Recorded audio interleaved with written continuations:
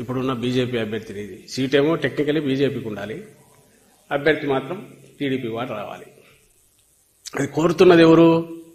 వార్తలు వస్తున్న దాని ప్రకారం చంద్రబాబు నాయుడు గారు వదిన గారు ఎవరైతే బీజేపీలో ఉన్నారో, బీజేపీ అధ్యక్షురాలు ఉండడం కాదు, ఆమె రాజమండ్రి నుంచి పోటీ చేస్తారు కాబట్టి ఆమె పార్టీ అభ్యర్థి అయితే, బీజేపీ నాయకుడైతే ఆ నాయకుడి మీద నమ్మకం లేదు కాబట్టి తెలుగుదేశం పార్టీ నుంచి తన మరిది గారికి చెప్పి ఒకరిని తెచ్చేట పెట్టుకొని పైన ఒప్పించుకునే ప్రయత్నం చేస్తారని అంటున్నారు. ఇది ఈ వీళ్ళ తాలూకు ఇప్పుడు ఇక్కడ రాష్ట్రంలో ఎన్డీఏ కూటమి బండారం ఎట్లుందంటే, ఇది ఎప్పుడు వింటుంటాం పంచపాండవులు మంచం కోళ్ళని. పంచపాండవులు ఎంతమంది అంటే, పంచపాండవులు అనేది 5 అనేది ఉంది. తెలియనివాడు ఇప్పుడు పంచపాండవులు అంటే ఎంతమంది అంటే, ఇంకొకడు 3 అంటూ 2 వేలు చూపించినాడు.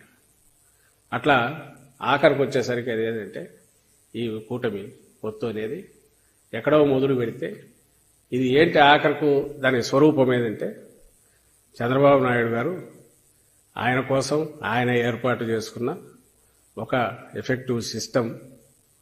ఎందుకు అంటే, ఒక పక్క తన పేరు చెప్తే కాపులు ఓట్లేరు కాబట్టి ఆ కాపులకు సంబంధించినంత వరకు ఈయన పవన్ కళ్యాణ్ గారు ఒక ఏమంటాం గట్టి నాయకుడనే నమ్మకం ఆయనకుంది కాబట్టి, పవన్ కళ్యాణ్ గారికి ఉంది కాబట్టి, ఆ సెక్షన్ ఏదన్నా ఓట్లు ఇటు వస్తే చంద్రబాబు నాయుడు నమ్మరు, ఆ మొహాన్ని చూసి ఎవరు ఓట్లేరు కాబట్టి ఆయన ద్వారా అవి మొత్తంగా తెచ్చుకోవాలి. ఇంకో పక్క బీజేపీతో కేసులు ఏమి లేకుండా తన మీద సీరియస్ స్పీకర్ మీద ఉన్న కేసులు పోవాలి. అట్ ది సేమ్ టైం సెంటర్తో తన పనులన్నీ చేయించుకోగలగాలి. వాళ్ళది కాస్త మోడీ గారిది ఏమైనా ఉంటే అది కూడా తనకు రావాలి. కానీ మొత్తం సీట్లన్నీ తన పట్టులో ఉండాలి. ఇది కాక ఇంకోటి రిటైనర్షిప్ మీదనో అవుట్ సోర్సింగ్ దీనికోసము కాంగ్రెస్ పార్టీతో కూడా చంద్రబాబు నాయుడు గారు ఇది.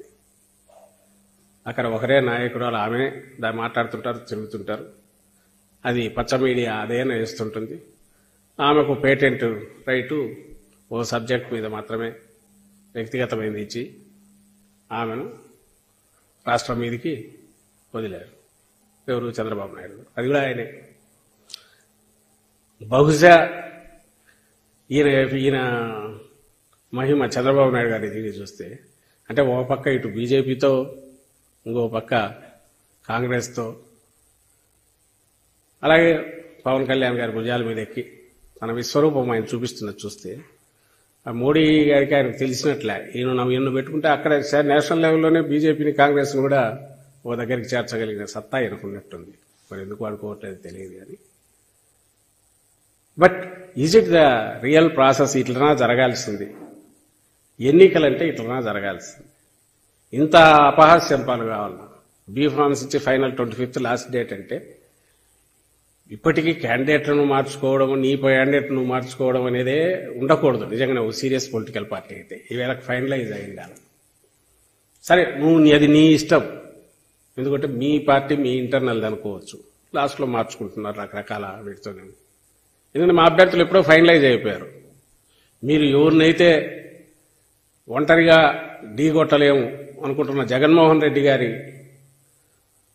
ఆయన టికెట్లకు సంబంధించినంత వరకు ఫైనలైజ్ అయిపోయింది, చేంజ్ ఏం లేదు. ఎప్పుడో అందరికీ ఇదైపోయి బీ ఫార్మ్స్ కూడా అందరికీ వెళ్ళిపోయాయి.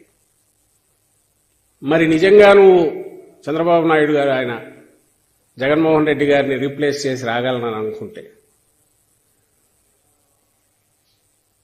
నీ కన్సెషన్ అక్కడికి నీ కూటమి సోకాళ్ళు కూటమితో పెట్టుకుని ఒకడివి నీకు ఎలాగూ లేదు.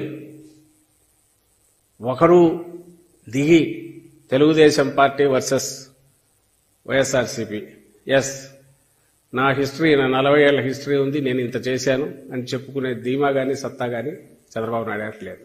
పోనీ వదిలేద్దాం.